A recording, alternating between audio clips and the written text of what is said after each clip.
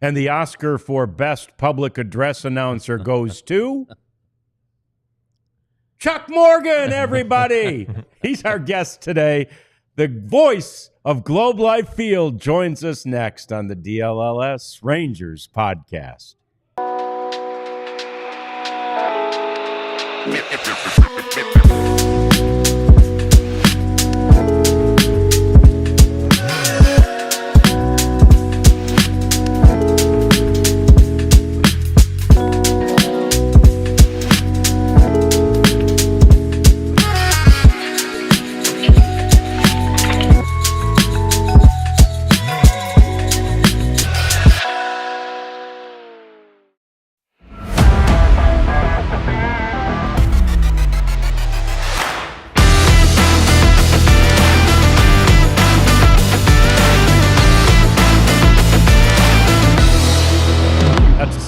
Birthday boy there, Adolis Garcia, and the Rangers offense rolling in spring training. Adolis turns 32 today, and this show is going to look a little bit more like Wayne's World today as Jeff and I sit here and go, we're not worthy. We're not worthy. We have Chuck Morgan in the house today. Chuck, it's great, and thank you so much for coming by. Glad to be here, and it's great to get an Oscar. You know, last night I watched the show, and I was really shocked when there was a group that got an Oscar from Mick Jagger, and I told my wife, I said, "Why are we a little more excited about getting an Oscar from Mick Jagger I thought the same thing than the emotion that was shown?" But anyway, no, it's great to be here. Yeah, well, we're glad to have you. Chuck's going to get to many of the promotional items that will be given away to you if you simply buy a ticket at Globe Life Field for a Rangers game this year. That's coming up a little later in the show. First, though, a reminder: like us, subscribe to us. Chat with us. Ask Chuck a question. We got Storytime with Chuck coming up a little later too, and he's a great storyteller. The Prophet's here, J-Dub's here, of course, and it's been an exciting spring training, Chuck. We were doing the show Friday, showing all the home runs the Rangers have hit already, and then they exploded for even more this weekend. I hope that is something that happens during the season quite a bit. I know we're all excited. We think we've got a pretty good team, and I think the folks that come out to the games, I think if you're a Ranger fan, I really think it's going to be a good year. Yeah, I do too. Yeah, no, it's you look at the starting pitching too. It's been really good this spring outside of our Kumar Rocker, and everybody knows what Kumar Rocker is capable of. The starters have been fantastic. So I mean, it's the best of both worlds right now. No doubt about that. And when you talk about power, and this is one of the things. You can talk about power pitchers, right? And the weekend or the game that I think it was yesterday that Teodo got in there, and he threw a 100.8 mile an hour sinker, Chuck, for a strike. Kid hit what he hit. He hit triple digits like 6 times in a half inning. Yeah, we saw a little bit of him in the Futures game last year before the All-Star game, and then there's another guy, not a pitcher. But, man, I love watching Sebastian Walcott. Yeah. And he's a lot like Wyatt Langford. He can stretch what should have been a single into a double pretty quick. Yeah, he sure can. And he hit one 115 miles an hour off the bat. He ended up, it stayed in the infield. Yeah. And he reached on an error. Amazing. That's a tough error. It really is. is. You go stand in front of a 115 mile per hour ground ball and see how you fare with it. Yeah, that's a tough scoring system. But I don't think they have the exit velos available at spring training games. So I don't know. I don't know if official scorers even look at exit velos, but they should these days. If the information's there, it's 115 miles per hour, and you want to say that this guy should have fielded it. How many 115 mile balls are hit at them? I think you're right. I think if a guy sees that somebody hit one that hard, then you got to say, that especially if I got down to first base and looked up the scoreboard, I thought, that's a hit. I know Will Clark would. So. Oh boy, would he? Yeah, Chuck's seen it all and had relationships with all of them. Chuck, are you now the longest tenured PA announcer in baseball? Do you know? No, and Jeff probably has seen the guy. I mean, you have it. Dan Baker in Philadelphia has been there for like 51 years. Okay, I have the longest consecutive streak of not missing a game. But Dan's like in his 51st year with the Phillies. Oh, geez. Yeah, that's a long. And what is this going to be for you? This will be 43 for me. 43. Yeah. Okay. Yeah. So Dan's got to be getting old. I'm just saying. He's got to be. I mean, I'm getting old, Yeah. and I know he's been there a long time. But everybody asks me when you gonna quit, and I'll make a joke and say something about they'll just carry me out here in a box. But when I start messing up names and numbers, I told either my wife or my crew, I said, hey, if I start making a lot of mistakes, let me know. And I'm just going to go home and fish or something. Right. So, Quietly ride off into the sunset. But both of you guys know I work at a ballpark every day. And that, you can't beat that. No. So, I'll be there as long as I can. Yeah. All right. Yeah. All right. I mean, you played through like neck surgery for crying out loud. So I think your toughness has been proven. So let's keep it going. No here. doubt. And what was it? You were enshrined. Your microphone was enshrined in Cooperstown for the 3,000th game? 3,000th straight game, and then I did the 2020 World Series, with the Dodgers and the Rays, and the Hall of Fame called John Blake and said we want Chuck's microphone, and it's sitting there today in the sacred ground section, and it sits between a megaphone that was used by a guy named Pat Piper at Wrigley Field back in the 20s, and then on the other side is Bob Shepard's microphone from the original Yankee stadiums. No kidding. Oh, yeah. You're rarefied air there. And is the megaphone, is that the guy who inspired you to move your broadcast booth down? The guy, that wasn't not in Chicago, but the guy that inspired me was Charlie Jones, not the guy that did play-by-play back in the day, but he was the announcer at Sportsman's Park and Busch Stadium. And Charlie Jones sat right behind the plate, and I asked my dad, why is he down there? And he said, well, he used to have to step onto the field and announce with a megaphone. And I told the architects that, and the architects knew I had a studio similar to what I've got now at the Opryland Hotel my last couple of years working there. And they came up with that studio, and it's unbelievable. It's really, really a nice place to work and difficult place to work, but as a joke. But no, I get to talk to a lot of fans and shake hands. And that's the thing, fans, you ought to know. Chuck greets people before and after every game, right? Yeah, I open up about an hour before I have to start working, and talk to fans, and then after the game I go back to my old hillbilly days when I would MC a county fair or something with a country star, and I'd watch those guys just sit and sign autographs and talk to people forever. And I just stay there till the last person leaves. So security's not really happy with me sometimes, but the fans are. Yeah, it's pretty cool. And I've had the pleasure of being up in that booth where Chuck, does the PA from, and it's the best seat in the house. It's not bad. Yeah, it's the best seat in the house. It's just awesome. So it's for you, I know, been a labor of love. But you mentioned the hillbilly days and the Grand Ole Opry and all those places where you did work. Of course, back in the day, we always used to say Chuck also appeared on Hee Haw. Does it make you mad at all that when you say that now, people go, what's Hee Haw? No, that doesn't bother, because I've been around a long time, and I was a young guy back then, and Hee Haw had its day. It still shows up every now and then on RFD or something, but it was a great experience, and met a lot of great people through that. But the way I got on there was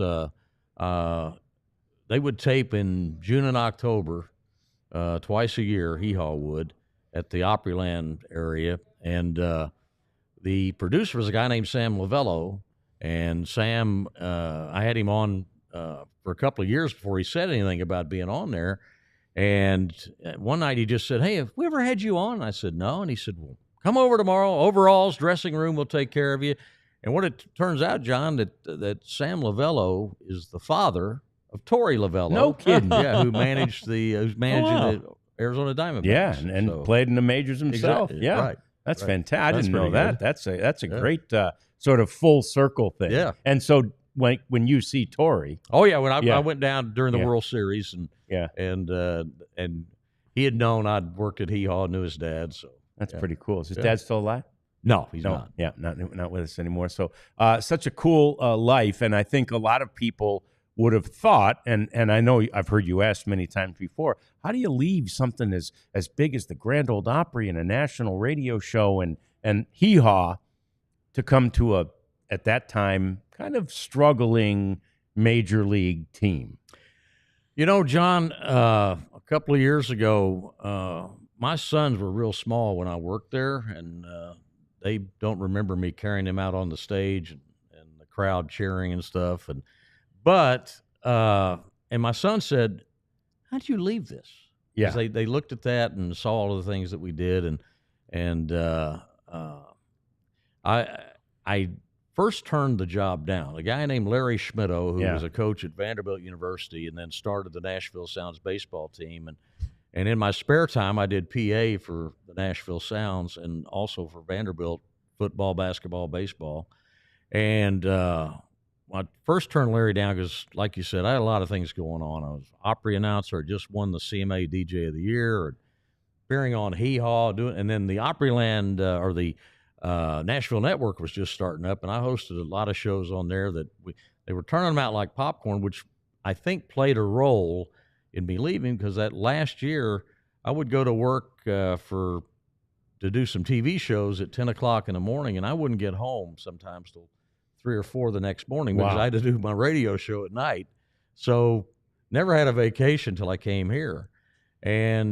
But the biggest thing is I thought, okay, when I'm 60 years old, am I going to still be playing records on the radio? And I just I called Larry back and said, hey, I've always been a baseball fan, love baseball, and I came down here and I never have looked back because I've really had a great time, and the Opry's changed over the years. It's not like it was when I was there. Radio's changed a lot, as you guys know, and so that's. I feel like I made a good decision. You're not 60 yet, are you, Chuck? Huh? You're not 60. Hey, this coming Thursday. You talk about a Dulles, Garcia. My birthday's Thursday. Okay. 70. Right. 70. It's a big one. The big one. Yeah. That is a big one. Yeah. That's fantastic. All right, we got to talk a little bit more about this team. Let's take a look at today's lineup and see. It's spring training, but I think it was yesterday there was a lineup that was kind of reminiscent, or a preview of what we might see a lot during the regular season. And anyway,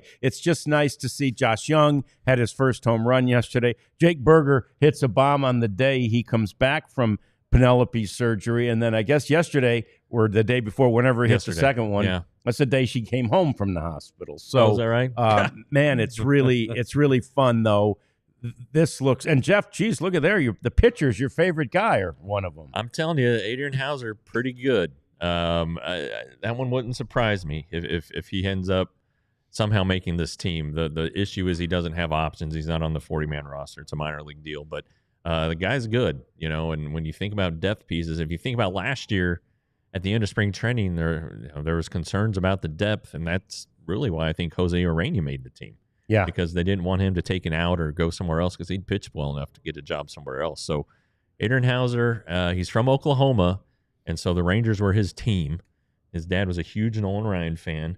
Remember I was telling you, Adrian had told me that his dad has a picture or something of Nolan and the 7 catchers who caught the no-hitters, autographed. Wow. So big Rangers fan. So he's hoping he can make the team in some capacity, and because he's close to home, and I think it means something to the family. In addition to Chuck, who are you most excited about watching? For a full season for the first time this year among the new guys. I don't know if there's one guy in particular like that. I'm a Jake Berger as a Ranger. I want to see that. Jock Peterson as a Ranger. Yeah, that's going to be fun. Yeah, but I'm a baseball guy that loves to watch Corey Seager, Marcus Semien, and Jacob deGrom. I really want to. I'm hoping we get like 30 starts out of him or something. Which, if that happens, and that means things are going pretty good. Yeah. But, I'm just a fan, John. So it really doesn't. I like the Stars. Yeah, yeah. And I know you were there, and I was there too. I'm sure Jeff was there too. The night that Jacob deGrom got hurt. I believe it was against the Yankees. I was not there, but yes, you weren't there. Okay, it was against the Yankees, and the air just went out of that place. You could feel it. Yeah. And it'll be so much fun to watch. When he's healthy, I think he's still the best pitcher on the planet. He's got my vote. Yeah, unbelievable. So anyway, lots to talk. Look at there, lots to talk about there, and we'll do more of that. And also up next, Chuck's going to show us some of the great giveaways that the Rangers have come up with this year. So many creative opportunities for you to score Rangers gear next on the DLLS Rangers Podcast. First, though, we remind you about Shady Rays. It's the great new sunglasses. I don't even know if it's a new brand, but this was the first I'd heard of it was here, and they are fantastic. They have tons of styles. They have great options, colors. They're all polarized. You can get the polarized sunglasses that are darn near indestructible, as I can have proven because I've tried to destruct mine in various many ways, and you can't even scratch them. If you do, they replace them for you because they've got a great warranty. They're not super expensive, way lower than the price point of some of the other brands that are in a similar category as far as style and as far as the quality of the shade. So go to shadyrays.com and use the code DLLS. And what happens then is you get 35% off your Shady Rays sunglasses. 35% is a pretty significant discount. So go to shadyrays.com, use the code DLLS.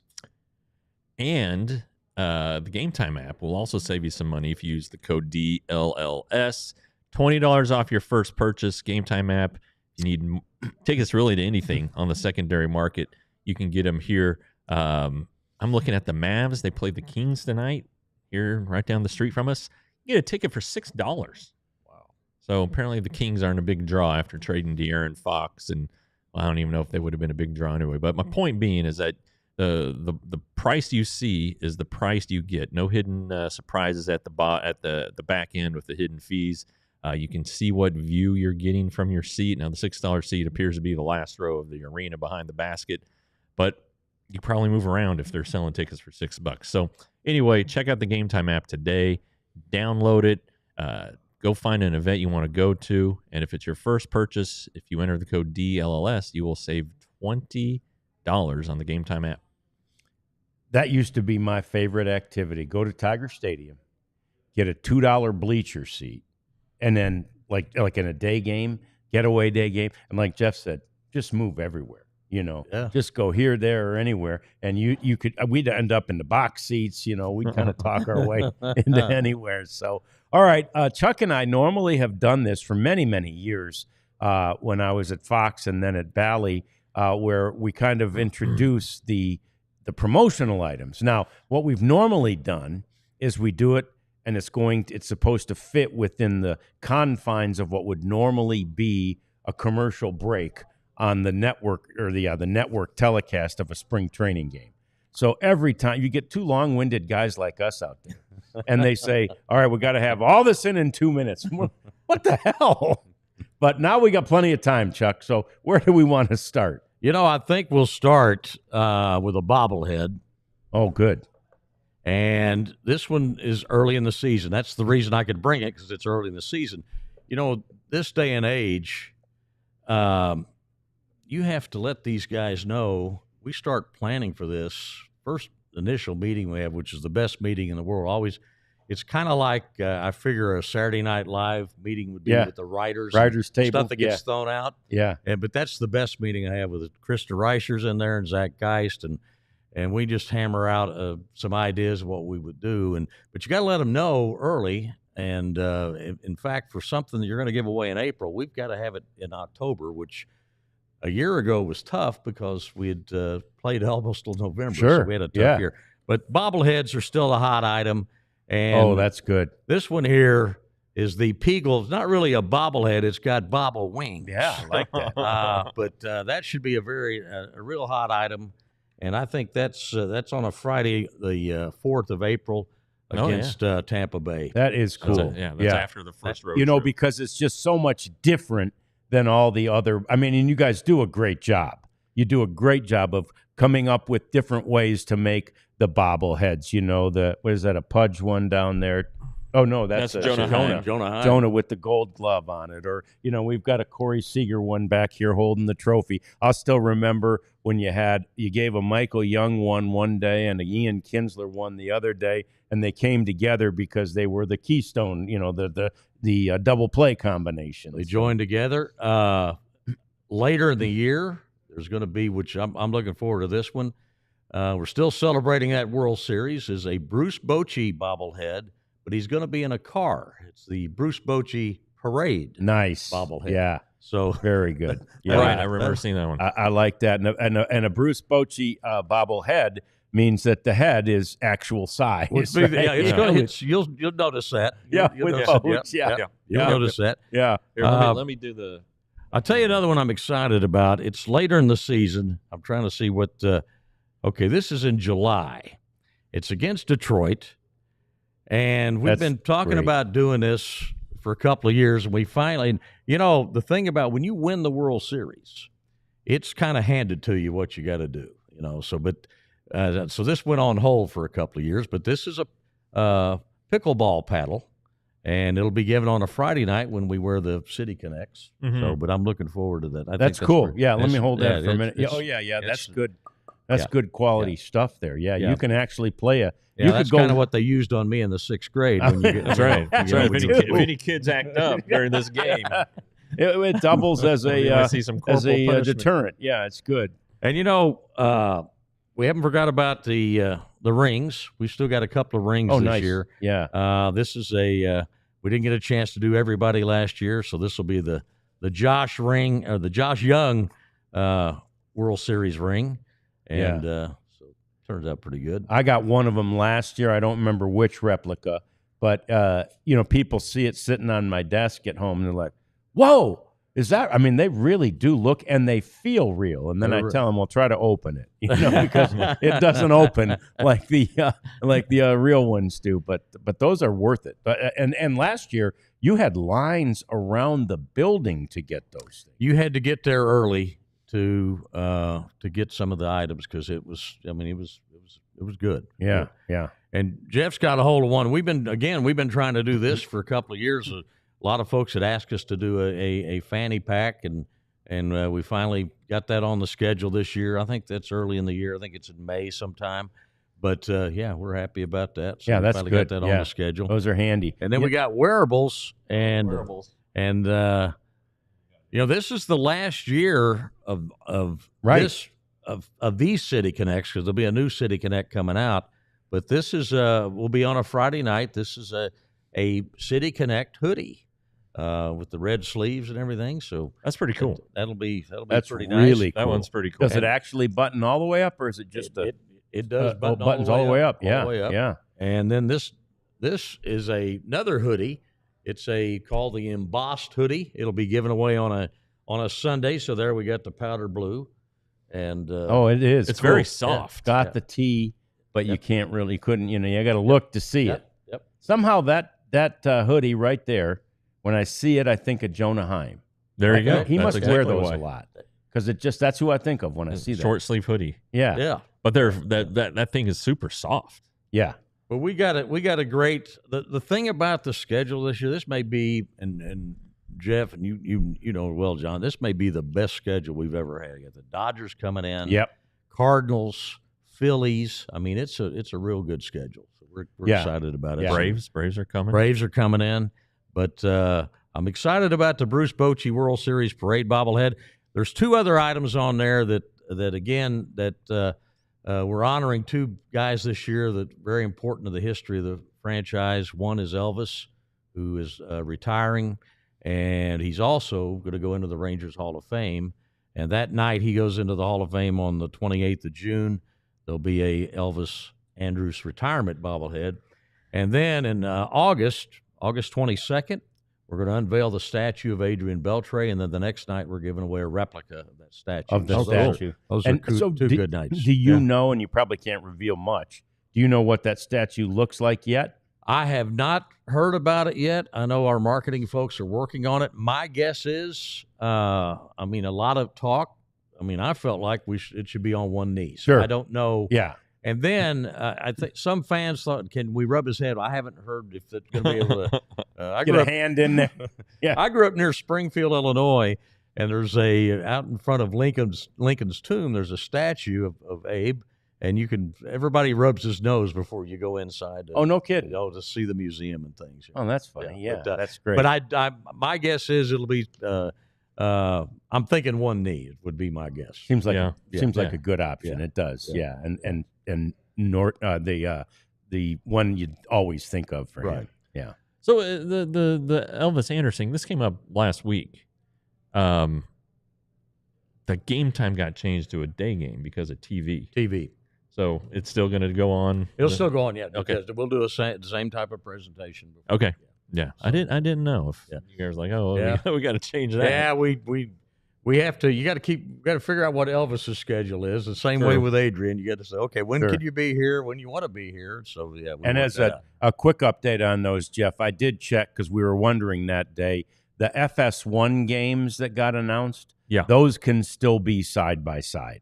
So the FS1 games that are on the schedule should still be available on the Rangers Sports Network, as they were back in the day with Bally and Fox before it. So that's interesting. How have you been involved at all, Chuck, in the whole process of pulling this network together? I mean, it's a huge undertaking, and we tell people all the time, man, the Rangers went the difficult route, not the easy route here, but it's going to pay dividends in the long term for the team, and I think for the fans. Not, like you say, not for the team, but for the fans. And I mean, the only input I really had is because I get so much feedback from fans is can I see the Rangers play now? Because like my youngest son who lives out in Weatherford, he wasn't able to watch the Rangers, which is kind of weird. But from what I understand, and I asked again the question. I ask a lot of questions. I watch a lot of games on TV. Yeah, and the feedback I keep getting from ownership and everybody that's been involved in that,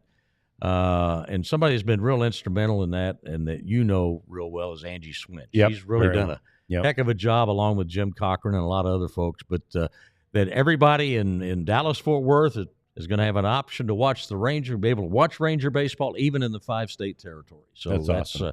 That's going to be good. Yeah, that's just fantastic. So the Rangers announced this morning 3 more games have been picked up for national coverage. April 4th, Tampa Bay, the 25th at the Giants, and the 16th against the Astros. So 2 of the good games at San Francisco will be national games.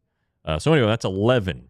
So the Rangers now have 11 national games. So that means 151 on the network. And there's a chance that they could still lose 6 more.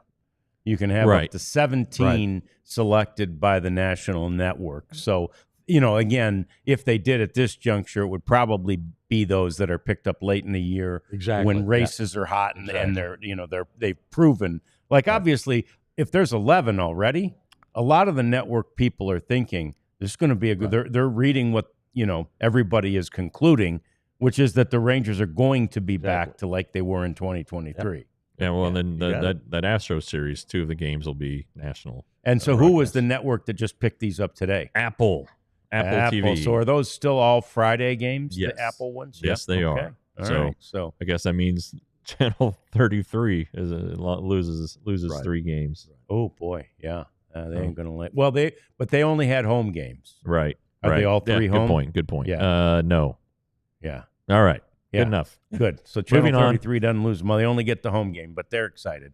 I've talked to a few people over there. One thing, John, I've been in a lot of meetings where this has been discussed, and to watch, I'm really, I don't know if proud is the word, but our ownership really did a good job in getting way out in front of this, and it's going to be good for fans. Yeah, it really is. And they were dedicated to one thing.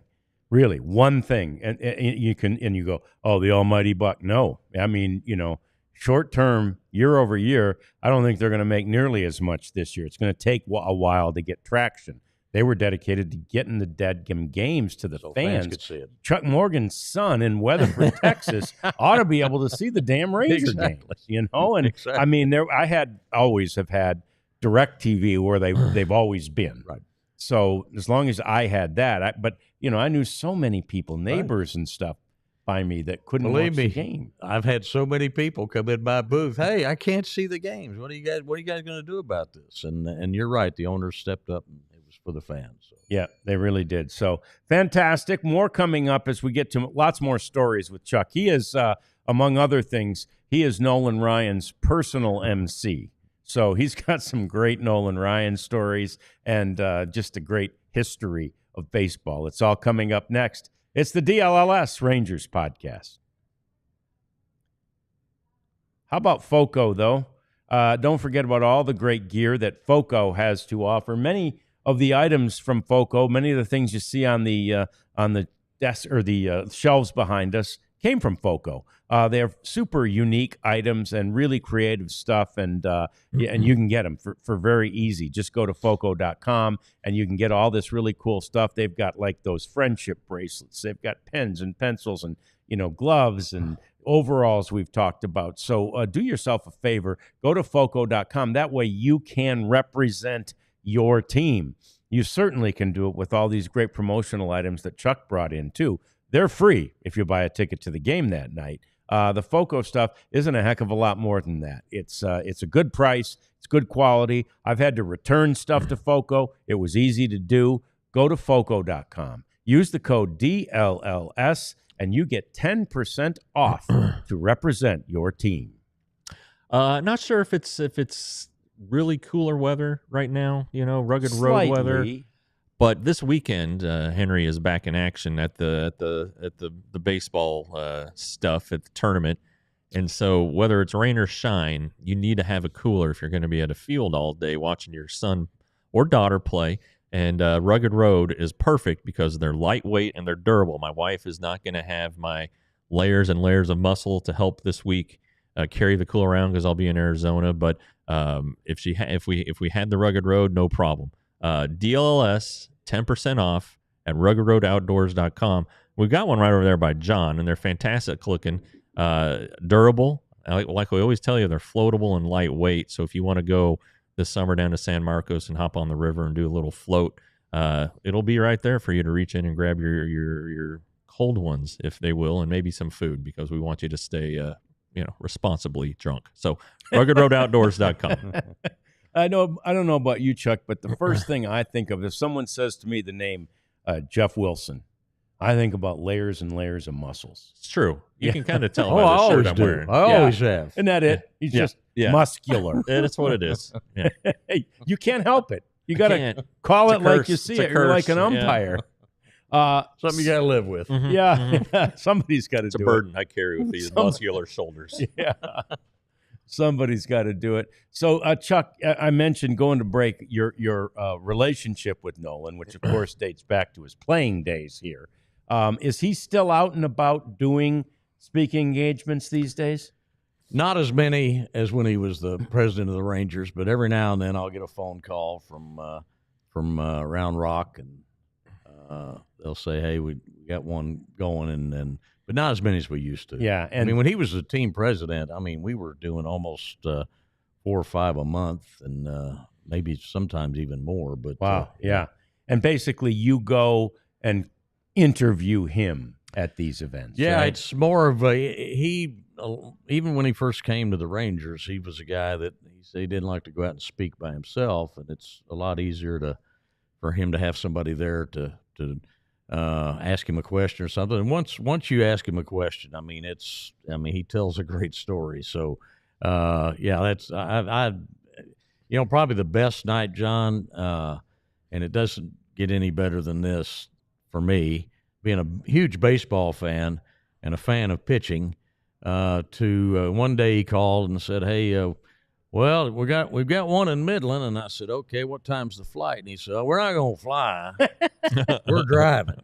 And so we drove from Arlington to Midland and Midland back, and on the way back was we listened to a ball game as the Angels and the A's were playing, and we talked baseball for 5 hours on the road, and probably the funniest thing, we'd come out of this that one it was the Texas League All-Star Game, and Billy Beane was also there, and we felt like we perform Billy Bean. Sure. So sure you did. that's back when Billy Ball was going on, but Moneyball. Yeah. And then, we'd get in the car, and just about every time we'd go somewhere to speak, Nolan's first words are, "Well, if you can find a Dairy Queen, I'll buy the ice cream." But really, just for a baseball fan like me, it's incredible. Yeah, and I love. I was kind of hoping you would tell that story. I love that when we inducted you into the Rangers Hall of Fame. Star, your wife, had shared with us what Nolan said about you regarding that trip, and he remembered it well, and he loved it. He said it was one of his great nights in baseball. Yeah, she had gotten me for my 60th birthday. She got me this box, and she reached out to all of these people that I'd worked with at the Grand Ole Opry and in baseball, and probably the most touching note was the one from Nolan, to have him say, one of my greatest nights was riding down the road from Midland talking baseball. That's pretty cool. Especially when you guys were doing 3 and 4 and 5 a month. I mean, to remember one specifically. Right. Well, and I'm sure he remembers the one. We had one in San Antonio one time. It was a Toro convention of Toro dealers. And we're at the nice Marriott down in San Antonio, and we're getting ready to go on stage. And I looked at the guy and I said, "How long you want us to go?" And he said, "Well, about an hour and a half." I go, "Oh, an hour and a half?" And Nolan goes, "Chuck, can we do an hour and a half?" I said, "I tell you what, we'll do it for Toro." And what was great, they had a microphone set up out in the audience. Yeah. So they let people come up and ask. So hour and a half was easy. Yeah, that's just awesome. That's great. I love the story you weren't responsible for, but involved in, the advent of the home run derby from the first time that the All-Star Game was here in Arlington.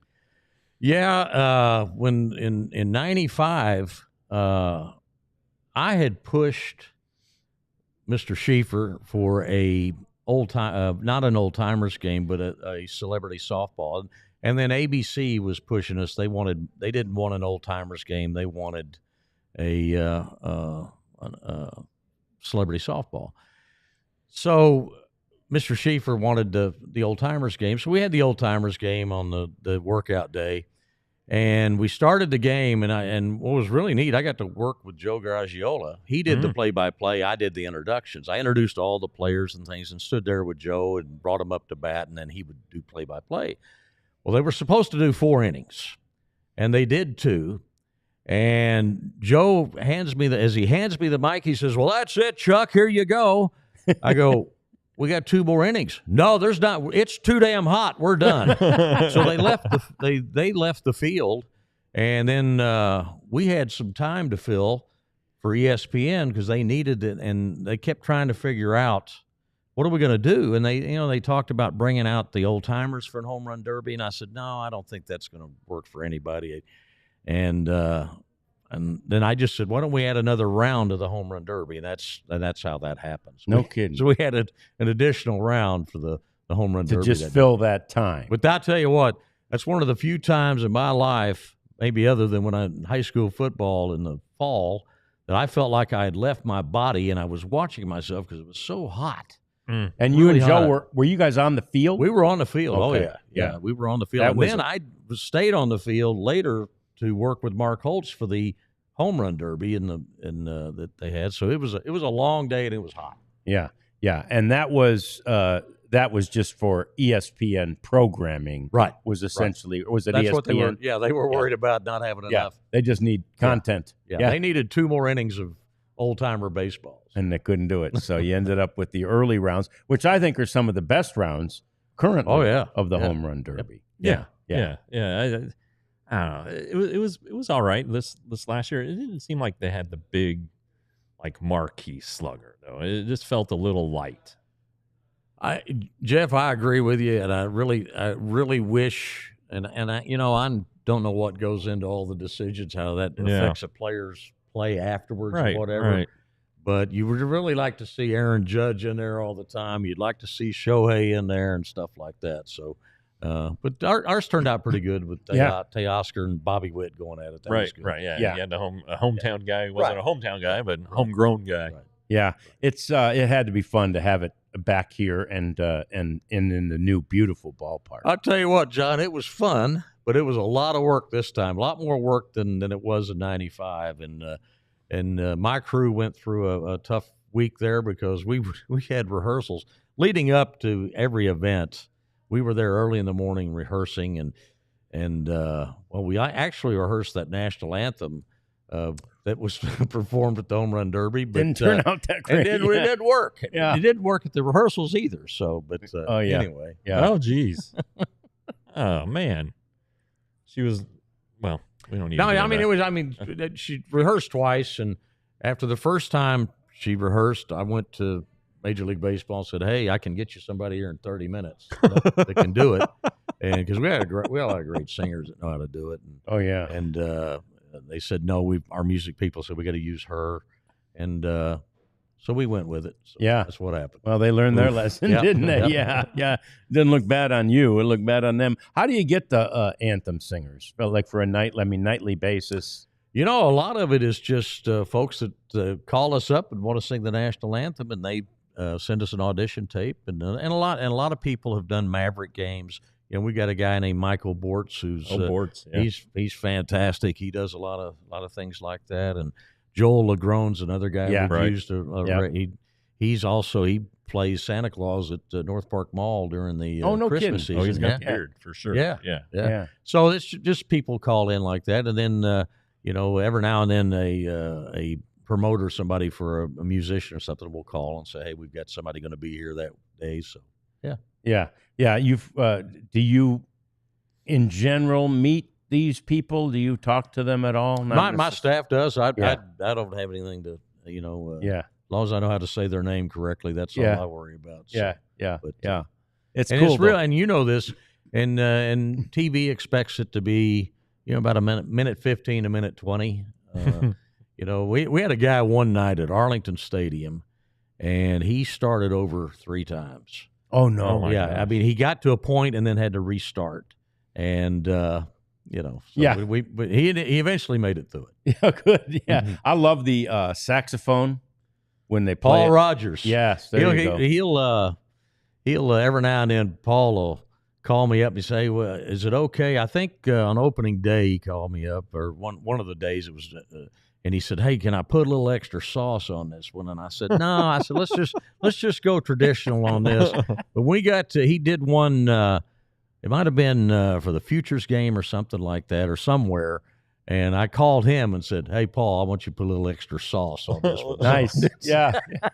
But he does a great job. Yeah, he really does. And then I think they're called the Texas Troubadours. It's like a barbershop quartet. Is that? Yeah, that's part of. Bortz is part of that. That's part of Bortz's group. Oh, he's part of that. Yeah, the Strikeout Kings. Yeah, there okay. you go. That's it. That's it. Yeah. And when they're doing it, it sounds like something out of what you'd see in The Natural or something. Yes, back it sure in the does. Day. So, yeah, no, they're good. They're good for sure. No. Bortz does a good Canadian anthem. You want an anthem-related Nolan Ryan story real quick? Yeah. Jeff, maybe you might remember this, John. We were at the ballpark in Arlington, and I went to Nolan. Nolan was my boss, so I went to him and said, "Hey, the Golden Knights Army parachute team wants to jump into the ballpark with flags and the first pitch baseball." And he said, "All right, let's do it." So that night there were, I think there were 5 guys. 4 made it, and 1 got hung up on the flagpole. He did. On top of the home run porch scoreboard. Yeah. And during the national anthem, he's up there and he's swaying, hanging on the flagpole. Yeah. And he was up there about the 3rd inning. My phone rings, and it's my boss, and he says, "Hey, Chuck, how long you going to leave that guy hanging up there?" Well, you know what was happening? The Arlington Fire Department was trying to figure out a way to get him down safely and not make a big stir while the game was going on. Yeah, and he's got a pretty damn good seat. What does he care? Watching opening day. Did he pay to get in? Yeah. But no, they did a great job. They got him down. But that was real funny. Phone, "Hello, hey, how long you gonna leave that guy hanging up there?" Only Nolan. That's just fantastic. I remember we got to go, but that time you had the Eagle bring the ball in and drop the ball. I was doing sidelines that day. I went up there to meet the guy who had the Eagle, and I guess I just kind of went and tried to pet it. That damn eagle went like crazy. And the guy's like, don't touch us. Well, you got to, put a sign up or let a guy know. John, it was always fun, even with Nolan there, and is the eagle, the donation you have to make to have the eagle there. It was a lot of fun at budget time. Is that right? And convince Nolan that it was worth the money. Oh, yeah, I bet. I bet. All right. So great. Fun stories with Chuck. Batting cleanup coming next. Chuck's going to weigh in on that, too. We appreciate having Chuck Morgan here with us on the DLLS Rangers podcast. I've had shirts coming all over the place. I got the St. Patty's Day shirt. I got this. I don't know. I had this one. But anyway, we got a lot of merch, Chuck, and it's fun. It's great. We love representing, of course, DLLS. You're going to see more and more of it out there because we know that more and more of you are buying it. There's going to be some new designs coming out for baseball this season. As I mentioned, there are still St. Patrick's Day shirts, and you should go get one. I got that one right there with the leprechaun on it. And, 2 weeks from today, the Super Chat. Yeah. Look at there. Beautiful. We appreciate that. I can't see it. Who is it, Jeff? No, 2 weeks. Oh, well, we got a Super Chat coming, but I see. Yeah, but 2 weeks from today is St. Patrick's Day. It's St. Patrick's Day. Okay, good. So there you go. Store.allcitynetwork.com is the place to go to get the merchandise, and it's not just shirts; it's hoodies, it's sweatshirts. We got hats coming. There's other merchandise too. Store.allcitynetwork.com. And when you become a diehard, you get a free shirt, and it's crazy that you aren't a diehard yet because it's such a fantastic value. We're back to our normal price, though. If you missed the $48 deal, well, give me a call and I'll see what I can do. But free, you get access to all of our content, not just the Ranger stuff that I write, but Clarence Hill on the Cowboys and Joseph Hoyt on the Cowboys, Sam Nestor on the Stars, Tim Cato on the Mavericks, and again, if you don't want to spend the $6 to go get a ticket tonight, you could probably just read all about it for free if you're a diehard. So anyway, let's do that. Become a diehard. Get the best content of any place around. We're new, yes, but we're loaded with veteran guys, and then we do these podcasts every day. It's just great stuff. So free T-shirt, 20% off events. We're going to be having some events. So become a diehard today at alldlls.com/join. Yep. All right. Yep. We got to read about this here super chat from My Love Misty, who was in Colorado, as you'll recall, in Arvada, my hometown, over the weekend. He says, I was at a Colorado Avalanche game on Friday, and they had Ingrid Andress sing the national anthem. She was actually adequate, but she was probably not drunk. Interesting. Well, she said she was going to go to rehab after, so we hope it was a sincere thing, and hope for the best if she was having a problem and couldn't make it through the national anthem during a major televised event that everybody was watching from around the world. Well, she probably needed to go get some help. Yeah. But hey, she's back on the circuit. She's back making the rounds. That's so good. Hopefully she's good. Thank you, Misty, for that. Yep, we're rooting for Ingrid, and we appreciate the super chat very much as well. I don't know if Chuck's rooting for her. I'm rooting for her. She is a Colorado girl. I did some research on her at the time. Yeah, she's from Colorado. Yeah. No, I just root for anybody to recover from their, of course, their demons, if you will. So, all right, let's run through a couple of Rangers things. First of all, I mentioned Dolly's birthday. It's also the birthday of Justin Foscue today. Okay. So it's a big birthday day. Do you do anything on the birthday of a player if it falls during the season? No, not really, because I don't want to bother them. Anything like that. I want to make sure. I don't want to get called down. Can't play Happy Birthday when they walk up. They got to do their right song and all that. Yeah. No, I don't think they'd go for that. I learned my lesson on things like that when Mike Napoli called me one night before the game. Jeff, y'all may remember this, and told me, hey, on Michael's first at bat tonight, play the theme from Superman. And Mike was always a Beastie Boys guy, and so I got a nice call from Michael after that at bat because he thought it was me, and he says, "Don't do that again." And then he said, I didn't like it at all. And then Napoli told him after the game that he was the one. He was behind it. And then Michael called me and said, hey, "I'm sorry. I didn't mean to yell at you. I said, no, I said, I understand. No problem. I knew where it was coming from. Yeah. So then did Michael get back at Knapp? Not that I know of. That the great Emily Jones had that one where she bet Mike Napoli, and that turned out as a disaster because Napoli had a bad night at the plate.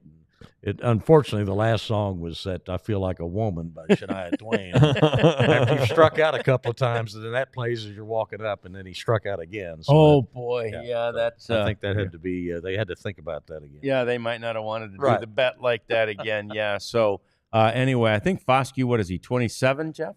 26. He's getting up there. Yeah. As a guy, a prospect, it's time. Well, but I tell you what, I mean, there's not a lot of spots for these guys, and you hate to see it, but he's 26 yesterday. 26 yesterday. Oh, yesterday. Okay. Yeah. He's still a prospect. You just wonder if maybe his future isn't in a trade that sends him somewhere else that has opportunity. I hope not. I love the guy. He's a real nice guy and is always willing to come on the weekly podcast and enjoy talking to him. But I don't know. It seems like the die has been cast on his future. Speaking of that merchandise, Chuck, we got a little something for you and a little thank you for coming on the program with us. Awesome. I appreciate that. Yeah, this is our promo item. Yeah. A little DLLS. Yeah, that's a little DLLS with the Dallas skyline in it. So I'll be wearing that to watch grandsons play baseball, running track, stuff like that. And I'll do a little promotion for you. All the grandkids over in Weatherford? No, there's 2 out there, 3 in Euless, and 1 in Alabama. Oh, wow. Okay. Yeah, you got them spread out. Yes. Yeah. All right. So it was Prophet. Did you get that David Murphy video? No. Yeah, David Murphy, one of our favorites. Absolutely. Threw out a first. There it is. There's a picture. That's all we need. Threw out a first pitch at the Baylor game this weekend at Globe Life Field. I assume you were not announcing the college tournament. Not this weekend. When my grandson started playing sports, I said, "Hey, I'll miss him for a Ranger game, but I need to see him when I can." Yeah. I miss so many other things that. Sure. Yeah. And what do they do in that case? Do the schools bring their PA guys or? No, we've got some local guys. In fact, Sean Heath of the Mavericks has done quite a few of them, and Chris from the soccer club, the FC Dallas. FC Dallas. He's done some of those. So they get some guys to do that. Yeah. It's got to be, and I know we all know Groobs well, who was with you, and now DJ Statsman, that's with you, that do the music. Right. Back in the day, you used to do all of it. You did the music and the in the announcing, and it's got to be nice to have a guy to help you out with that. It's a lot of I enjoyed it. Tried to come up with songs to play at certain times, but I got to thinking about it when we were moving into the new place, and I thought, you know what? And it actually, John, I don't think I did the fans a real favor by doing everything like that. So it's groups came on, was a big help. DJ Stats, good big help. So it gives me a lot more to concentrate on what I need to be doing. Yeah, it's great. It's fun, really fun to watch Chuck. Back in the day, especially, just everywhere. You had a hand over here, and you had to, you were firing off the fireworks. I don't know what all. When I first came, what helped, and the same way with Nashville Sounds, and plus back in the day, I was playing records on WSM, but in a ballpark to try to play a record while you're announcing was tough, and so I had learned how to do multiple things while a game was going. So back in the day, you had to cue a record up. Yes. Wow. But we didn't have walk-up then, so you didn't, except for and it was easier because, when Dave Schmidt was one of the first walk-ups I remember, he wanted The Fireman by George Strait back in 83, 84, somewhere thereabouts, and I could have that ready to go because I knew he was going to come in. Well, I was a DJ back in those days, and, of course, in our headphones we had, you'd put it in cue, and you'd hear it. Is that how you queued it up? Oh, yes. Wow. Yeah. And get it just the right spot. Yep. It's not easy. I'm telling you, that's not easy. That's fantastic. More things in our cleanup segment. Albert Pujols thinks he would like to be a manager, and he thinks he'll do it soon. Now, his team, his Dominican team, just finished winning the Caribbean Series. Yeah, so they were a very good team, coached, obviously, managed very well by Albert Pujols. He shows up at Angels spring training, and he says, yeah, I'll be a big league manager. It won't be long. I hope that doesn't bode poorly for Wash. Yeah. I think the Cardinals might need a new manager too here pretty soon. Right. So, that's right. We'll see how that goes. I think Albert wouldn't like the number stuff though. I don't know. He's going to have to adjust a little bit, but that's cool that he wants to do it. You don't see a lot of great players who want to end up being coaches, and a lot of them aren't very good at it. Right. Is the thing. Like Mecca Johnson was a terrible coach. Classic example in the Rangers organization, Ted Williams. Yeah. Just hit it. Grieve always just tell him, well, just hit the damn thing. Like, we can't, Ted, Yeah. No, that's interesting. I hope he does it. I'm all for it. What's just not the Angels. Obviously, when you have Nolan Ryan as one of the most famous and, coolest, former players, that's pretty tall order, but who else? I mean, did you ever, I know you weren't there yet when Ted Williams was around. Have you crossed paths with him since? Or no, I never met Ted Williams. I can't. I'm trying to think of a Hall of Famer. I crossed paths with Joe DiMaggio because of Bobby Bragan. Yeah, and but so many with Bobby. I mean, true. Leo DeRoche, the old timers. Yeah. So, Were you always Bobby's for that event Bobby had? Were you the MC of that thing? I did it most of the time, and then when I first moved down here, I lived with Bobby for a couple of months before my house sold in Nashville, and so it was just always baseball stories talking about. One time, Chuck, I let off Henry Aaron. He got more at bats that way. He was ahead of his time. Yeah, he really was. Yeah. Nowadays, you darn sure want to get that best hitter in the 2 spot. Make sure he gets those. He told me one night Rico Carty misplayed a ball in right field, and he said, "I got on top of the dugout and I said, Rico, you're making me sick." It's amazing if you think about managers then compared to today. The things you could not get away with anymore. As far again, it's just the evolution of society and culture. But young men don't want to hear that this day and age, right? Exactly. Yeah. Hey, do we know where Ted Williams' head is? Arizona, isn't it? It's still in Arizona. I haven't heard it moved. So well, I don't know. That's a terrible ending to. It to really is. life. And I thought I did hear something recently about one of the kids, wanting to, I don't know, do something. That's just, let that go. That's bad. It's not like you can wake him up, So, all right. And then there was one other thing on our little cleanup segment. Oh, how about this? 42-year-old Justin Verlander introduced a new pitch yesterday. I guess it's just a sweeper, they call it these days. So it's a curveball, but it's a bigger sweep to it. It's a sweeper. And but I think it's cool that a guy, and he introduced it at a simulated game. There's all these young prospects in there, and they're like, whoa, not only am I facing Justin Verlander, but I am facing Justin Verlander with a new pitch that we've never seen before. It's just, it's unbelievable, but it's inspiring in a way that a guy that age is not only playing, but still trying to get better. Right. The sweeper, Keith Meister hates that pitch because puts the most torque on the arm. And so, I mean, Justin's already had, 2 Tommy Johns, so maybe he's just like, well, I'll just go till the third one. Yeah. But that's interesting, he's over in that other league now, so maybe he figured he needed something for the Dodgers. Yeah, that's right. Yeah, that's a tough division, but our division's going to be pretty tough, too. It's going to be tough, but I think I know where the superior team is. So yeah, and, I think we're going to be okay. Yeah. Well, it's going to be fun.